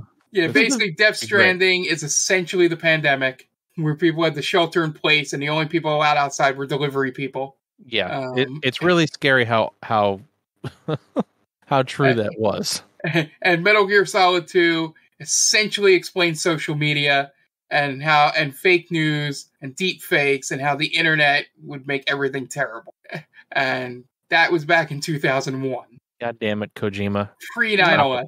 Stop it. It is ridiculous if you go back. I would love to play through the games with Jen either on stream or next to me while playing these games and just seeing it, and then when a revelation happens, goes, oh, that's something, we know about, it's old news. I'm like, no, Jen, that was 16 years ago. Yeah. You mentioned that. That's crazy. He's talking about memes? Yeah. And that happens too. But yeah, I am excited to see if there were any new things that you guys picked up since you've already. Well, Jen, let's hear where you're coming from with this, because again, you and I have played these games multiple times, so I want to hear where you're coming from with this playthrough. Yeah, so the last time that I played through Kingdom Hearts was in college, and I won't say how many years ago that was for everyone that doesn't already know, but it's been a little while. And I played it with my friends who actually owned the PlayStation. So it wasn't my game and it wasn't my PlayStation. So I played it when they were agreeing to pass it off. So it was kind of like a group effort. So I didn't firsthand experience some of this stuff that now I'm realizing when I'm playing through this time. So that was something interesting. Like obviously the beginning and the beach I remembered really well. And then once you get to Travers Town, I'm like, I remember this, but going through it now, I'm like, wait, I have to go back to this, right? Like, I don't remember when we were able to do this one part. So it's been a lot of fun because I kind of feel like, even though I've played it before, I kind of feel like I'm going back to it almost for the first time in a way, because I'm trying to remember what parts I actually personally played through that I remember better than just watching my friends do. And it also brings back a lot of great memories of me hanging out in college with my friends, going through this game, being absolutely obsessed with it in every way. Like, I feel like when I was in college, I've always been a big Disney fan. Growing up, I came from a Disney family, Disney all the way.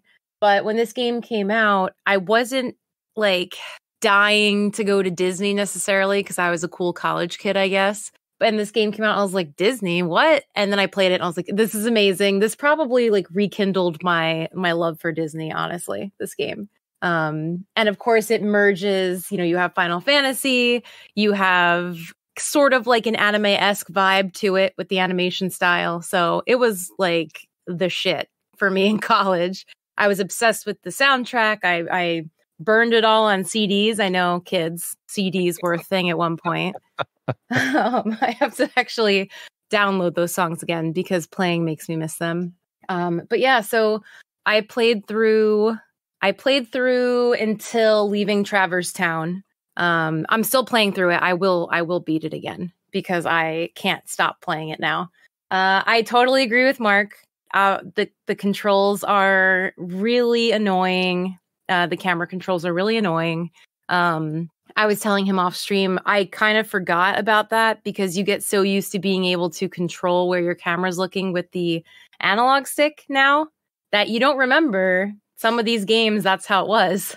And this one is particularly frustrating at times when you're in a battle and you're trying to view enemies at, trying to look around quickly to see where your enemies are coming from or, dodge attacks. And if your camera's thinking that you're stuck against a wall and you can't turn all the way to the left or to the right, that's a problem. So it's a little frustrating, but I think playing through it enough, you get used to it. It's never okay, really, but you get used to it. I think we're spoiled now, so it's not as acceptable, but you get used to it if you want to play through the game, honestly. You definitely can see the quality of life stuff that they've fixed later on, and it was... At the time, that's how you control the camera. Like, right. if you look at pretty much any 3D game from that era, it was basically that's how you control the camera. Like Mario 64, that's how you control the camera, and stuff like that. But it especially when you go and hit the right stick and it literally doesn't do anything, that's when it... Yes. That was my rude awakening right when you first boot up the game and you're like, all right, got to go find some stuff on the beach. And you're like, oh no, I forgot about that. Yeah, so it's fine. I got used to it. I mean, it's not, like I said, it's not amazing, but you get used to it enough to be able to play. I think so.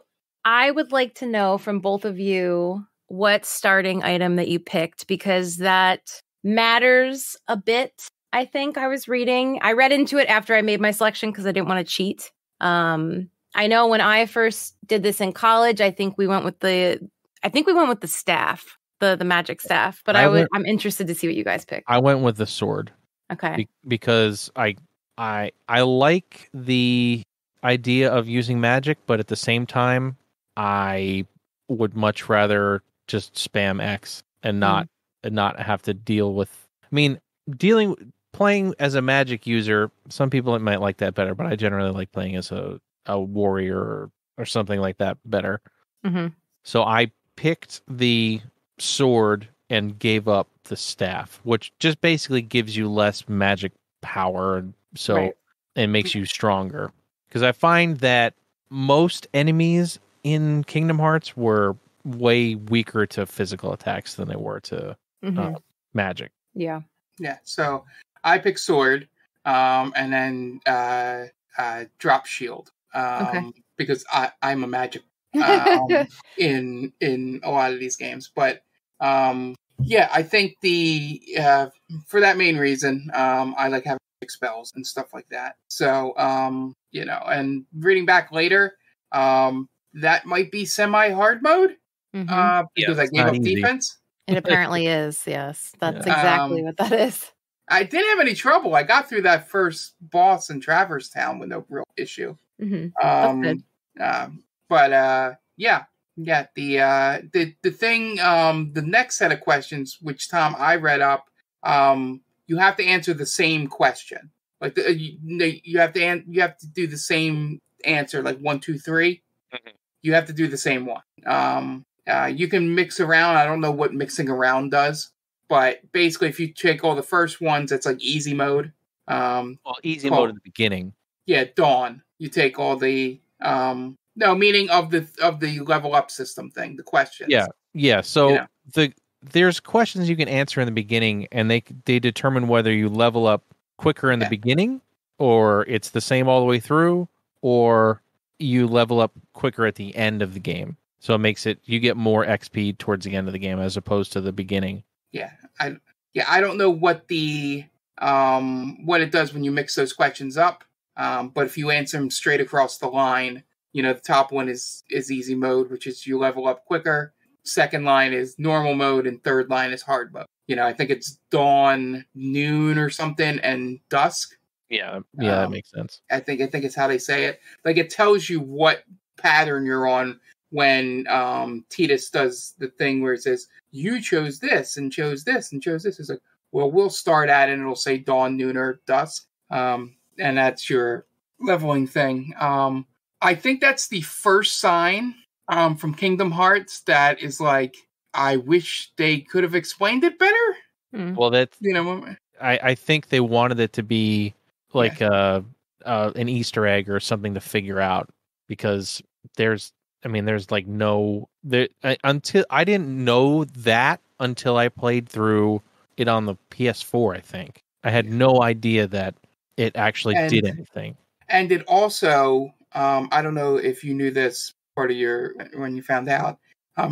Depending on which one of those three you get, also depends on when you get certain skills. Yes. I mean, yeah, it has to do with the leveling up system. So, yeah, I had no idea. I actually think the skills like flip around, too, depending on when you put the two choices together of, sword, shield, or staff, and the questions, because obviously I watch speedruns. There's a min-max way to get the things you need to speed run earlier, and they have to pick these things in a certain order. Mm-hmm. Like I think you got to do shield and give up staff or something like that, and to get through so you get like one of the special powers real fast. But that I like stuff like that in games anyway. I just wish they would have explained that a little bit, like basically, saying this is for EXP and not just because I could see kids going, I'm just hitting whatever, first playthrough. I think that's why the first one is easy mode. Yeah, that's true. But yeah, that's just one of my feelings. I could be completely thinking it, but I wish it would have, I think not keeping the comparison, but I do enjoy the fourth wall breaking in Metal Gear, where it's like, hey, push the action button to do this. It would have been good if Clav was like, this helps you, and maybe I missed it, and when I go back, or someone can yell at me in the comments or on Twitter, where Titus says something like, this helps you, whatever. That would be a reference to EXP, and I don't think they say anything about it. No, they don't. Because again, I didn't know about that until I played through it on PS4, which was not that long ago. I didn't know anything about that till right now. Yeah. So yeah, interesting. I think I get where you're coming from, Mark. You would have no idea because I didn't know. But I kind of like it at the same time for some reason, and I don't really know why. I like that it's a mystery. Yeah, maybe that's where I'm coming from. But I totally, your point is absolutely valid, because I totally get wanting to be like, well, wait, this was an important decision, like a really important decision, and I didn't know I was making it. Yeah. But like you kind of get when you're answering those questions that they're going to matter, but you can't figure out why, essentially. But I think it's interesting looking back on it with the dawn, noon, and dusk. The way that they match up with the purpose is kind of cool. Yeah, I know it's definitely dawn and dusk. I think the other one's either like afternoon or noon. Yeah, I don't remember. One thing I guess that I realized, I remembered Travers Town being pretty easy to go through. And I think partially that's because I wasn't, like I said, I was playing with my friends and we were switching and, we were doing it together. I forgot how easy it is to kind of miss what you're supposed to do or where you're supposed to go next. And things look a little bit similar to where you think you went in the one door to go to the next area, but you went back and then you're like, wait, where am I right now? So it's easy to lose track of what you're supposed to be doing. So if you're not trying to race through the game, it can be difficult to go quickly. Is my point. That's another problem, and shows the age of the game, is that there's no map. So if you don't know where you are, you kind of have to try to find your way back to the beginning so you can figure out how to get to where you need to go. Yes. But it's a small thing. Again, no, it's nothing unplayable for me at all. The game came out 2001? Did it? 2002 maybe? I gotta look it up now, because now I was gonna say I thought it came out later than that, but I could have just started playing it way later. I didn't go to college in 2001, everyone. Neither did I, despite being the oldest one here. Just wanted to put that out there. Came out in 2002. Yep. Okay, so I was just really late to the game. Yeah, interesting. That was the junior or senior year of high school where all these nerdy games. I only play sports games because I'm a cool guy. Mode, happened for like a year and a half, 2 years. Because before that, it was all, we played all the Resident Evils and Final Fantasy and stuff as a friends, and then it mixed down to wrestling games and sports games. So Yeah. that is why I completely missed it. So Kingdom Hearts is kind of the game that got me back into gaming, mainly because it had Final Fantasy characters in it. I thought that's really cool. And it was Disney, and I like Disney stuff. So I didn't like. I was like you, Mark. I was only playing sports games or games that that weren't long games like this because I was in high school and I was I wasn't going to be the nerd playing video games. But this game changed that 100% for me, and it got me back into gaming. And I went on to beat this one, and then Kingdom Hearts 2, and then it snowballed from there. But one thing I say this every Retro Roulette, but this game, the music in this game is so good, and I could just sit in Travers Town for hours and just listen to that song. It's just so relaxing, and it's so nostalgic that that song always makes me feel good no matter when I hear it.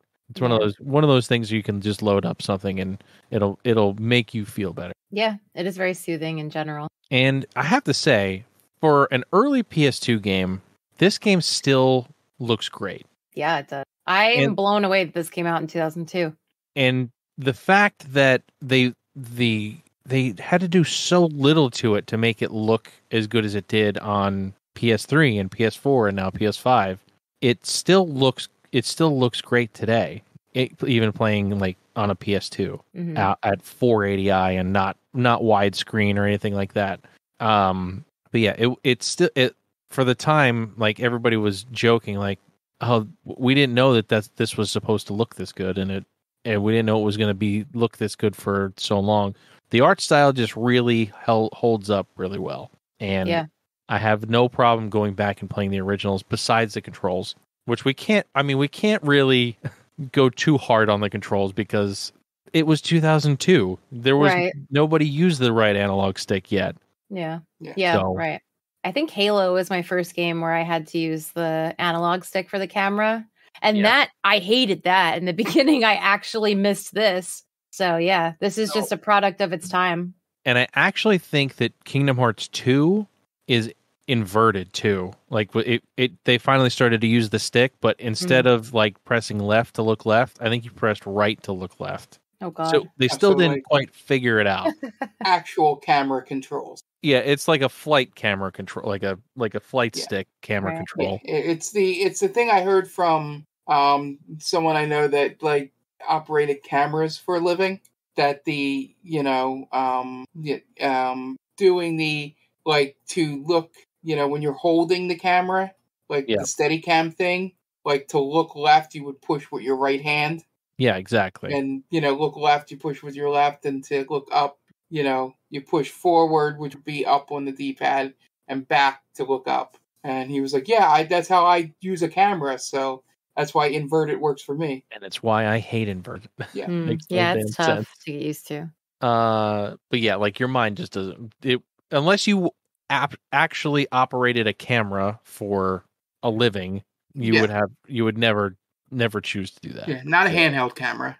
Right, like a real camera, on a tripod with the handle and everything. I mean, I guess it could still be the same thing with handheld, but yeah, it's the bigger cameras that drive that into you. But yeah, I mean, if that's the only problem we had with this game, that's very little. Yeah, it's not even a problem as much as it was just like, oh man, I forgot about this. But I still had so much fun playing this. Yeah. I'm so glad we picked it. Yeah, and I think it may be the next game after Chrono Trigger. Nice. We'll see. Awesome. You want to beat Chrono Trigger? I was like, we don't have to go back to Chrono Trigger. I need to beat the game. That's the whole point of this thing, Mark. I got to beat the damn game. But anyway, all right. Let's get some scores, and then we'll get on to the next one. Mark. Yeah. What are you giving Kingdom Hearts? I will say for the version I played, I will give it a 4 out of 5 because of the camera. That's fair. Yeah. So I'm sure it'll be a 4.5, possibly 5, depending on, when I play and I'm not frustrated by a camera. But it is definitely a good solid 8 out of 10, 4 out of 5. It does a lot of things right, especially this first one isn't bogged down with trying to keep the lore combined. It's getting late. The lore all intact as best they could. Yeah. This is the beginning when they're, introducing their story. So, for all that, yep, definitely will continue to play it at some point. Maybe I can see if, my niece is into Disney stuff and see if I can get her in on it. I think she'd love it. Yeah, I think so too. Yeah. So yeah, that's it. All right. Jen, how about you? I'm giving it a 5 out of 5. There it is. Love this game. I love everything about it. It's hard to put it down once you start playing again. Like I said, I'm really glad that we pulled this because it was something that I've been wanting to play for a while. I had bought the story so far, I believe it is, from Jonathan. I haven't gotten a chance to boot it up yet. I have to turn my PlayStation back on. It hasn't been on in forever. But I'm really glad. I'm having a lot of fun. I think it's like Mark said, it's a nice combination of different things. It's got combat, it's got Disney, it's got Final Fantasy, it's got role playing and lore. It's got a lot. And surprisingly, looking at it outside, looking in, all of these things sound kind of random, but they go together so well. And it's such a unique game series. And I think anybody that is a fan of, RPG games, Final Fantasy and Disney, especially, this is a must play. If you have not played it, you absolutely have to try it. There's nothing about this game that I don't like. So yeah, 5 out of 5. All right. I am also going 5 out of 5. Nice. Again, Kingdom Hearts is one of my favorite series of all time, and this game started it all. And there's not much that like other Kingdom Hearts games did better than this, so I think giving it a 5 is perfectly fair. And if once they fixed the camera, it really made it really 100% perfect. But it's just one of those things from 2002 that you didn't really understand yet that second analog stick should be working. Right. But yeah, I think that's perfectly fair. I can't wait for Mark to play some more and tell us more about it. And who knows? You may see us play it on stream some more. Or some form of Kingdom Hearts. We'll see. We'll see what happens. All right. It's time to spin the wheel.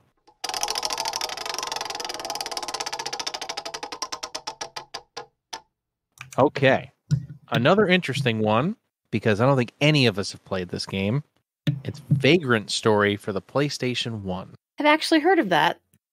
I have heard of it as well, but I've never played it. It's one of those games where everybody says it's good. Mm-hmm. But I've just never played it. And I think it's kind of similar to what we just played in the fact that it's an action RPG, but at the same time, I think it's totally different.